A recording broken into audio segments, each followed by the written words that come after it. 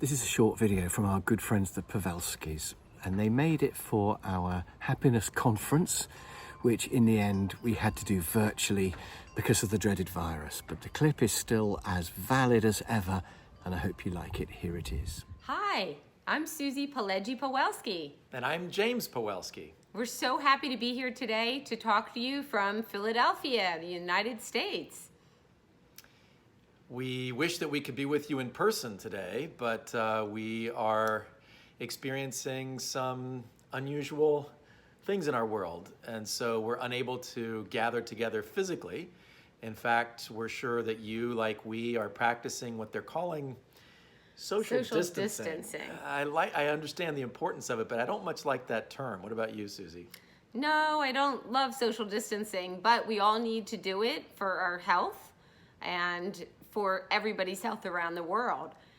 The important thing to remember is just because we're social distancing doesn't mean we should be isolating emotionally. So I'm fortunate to be with my partner and with our son who's playing somewhere in the background.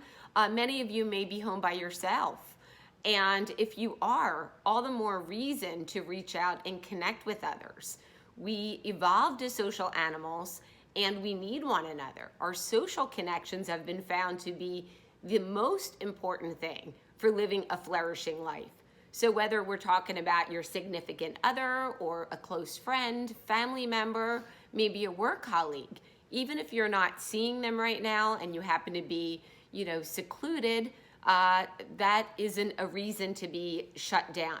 You want to reach out and connect with them and just show your love and concern for others, because we all could really use support right now. So social distancing really is a trigger for reminding us that we need relational connection. So what are some ways, Susie, that people can practice relational connection these days? Well, I think one thing is just to slow down and savor the moment. So instead of just waiting for those grandiose occasions, maybe a big anniversary or, a wedding or a party or a promotion, they're all wonderful things and definitely should be celebrated. But what about those small little things that happen all the time? Whether it's your spouse cleaning up the dishes, taking the trash out, or just, replacing your favorite coffee when you're running low. Just saying thank you and really acknowledging his or her actions and taking in a moment and realizing they did something good for you. I think we let a lot of those things pass way too many times in life. Yeah, and I think especially these days, it's so important to focus our attention and to be mindful of what we're attending to. There is so much news, so much really disturbing news, so many really disturbing news headlines, and it's easy to be so caught up in the difficulties that those are presenting that we can forget that there are a lot of other things that are going well in our lives and in the world. There are silver linings to the experiences that we're having. There are still fundamental underlying positive elements in our lives and in our relationships.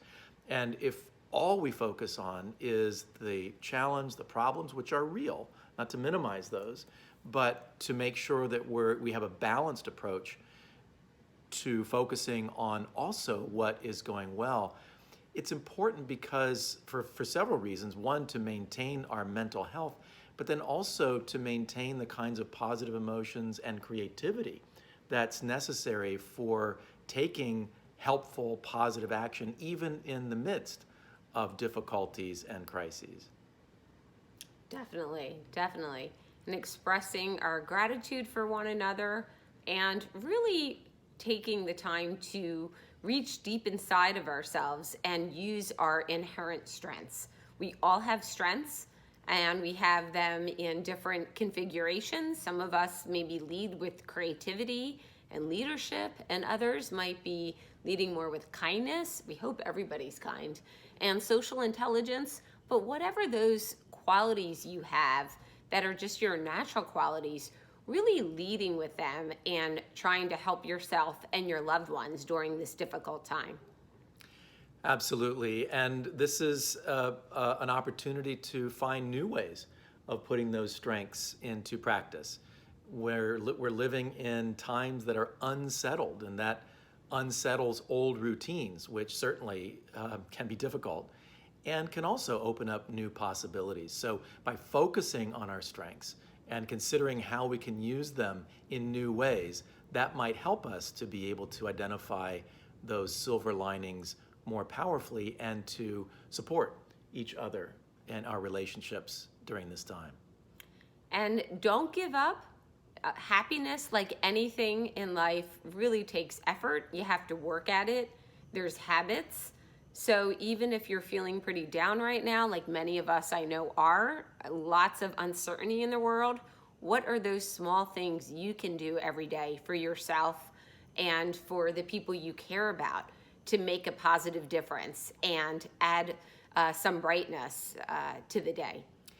Well, thank you so much for allowing us to be with you in this virtual way. We wish that we could be with you physically, and we hope that at some point we will be able to.